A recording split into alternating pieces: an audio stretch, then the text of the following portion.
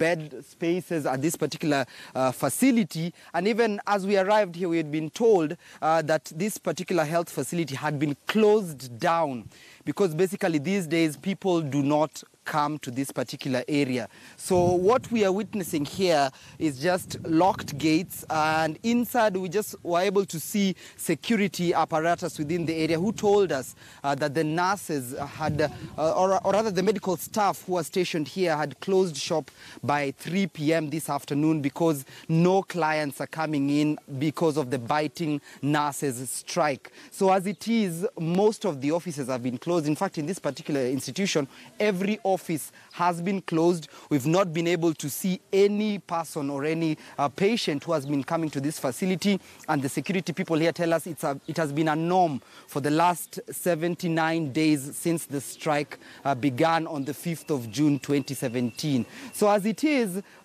empty benches, nothing much really to report about in this particular area. Most of the residents here have either resorted to seek medical attention at private institutions or basically just bear the pain at home, even as they hope that this medical workers' strike can end the soonest possible. So what we're seeing here is just people relaxing, nothing much, Akisa, in this particular end. And it has replicated in many of the hospitals that we've visited in this particular county today, even as the strike gets into the 3rd month. And Seth Panyako, the Secretary General of the Nurses Union, of course, exuding confidence that the new administration, the fact that there have been sworn in new leadership, especially at the county level, because medical facilities, as it is a shared function between the national government and the county governments. So he is insisting that with the swearing in of new people, and of course he says that he's spoken even to the chairman of the Council of Governors, Turkana Governor Josphat Nanok, who was able to secure a 2nd term,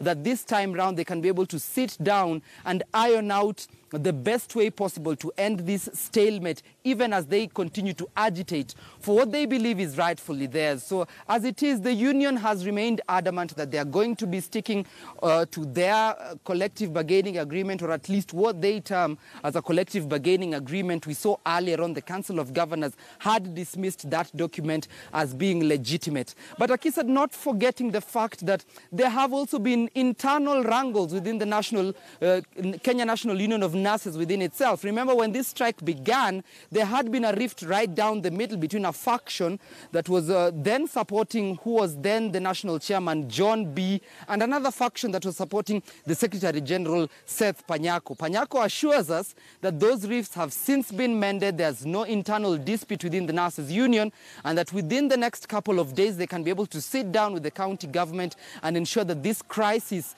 is averted as soon as possible, so that Kenyans can be able to access the medical services that they so much deserve, Akisa. Timothy Otieno, our reporter there, joining us from Dagoretti North, one of the public hospitals there, that nothing much has been happening for the past 79 days that nurses have been on strike, and we continue to give you a status update even as we do spot checks in the various public hospitals in the country. Let's now take a look at what is making headlines in the world of sports, and to take us through that is my colleague Lynn Washira, whom I'll now hand it over to. Lynn, good evening. Good evening, Akisa Ondera, and of course you're right, we are having a look at the sporting headlines, and straight to the Floyd Mayweather versus Conor McGregor fight that is almost here after several weeks and months of negotiating.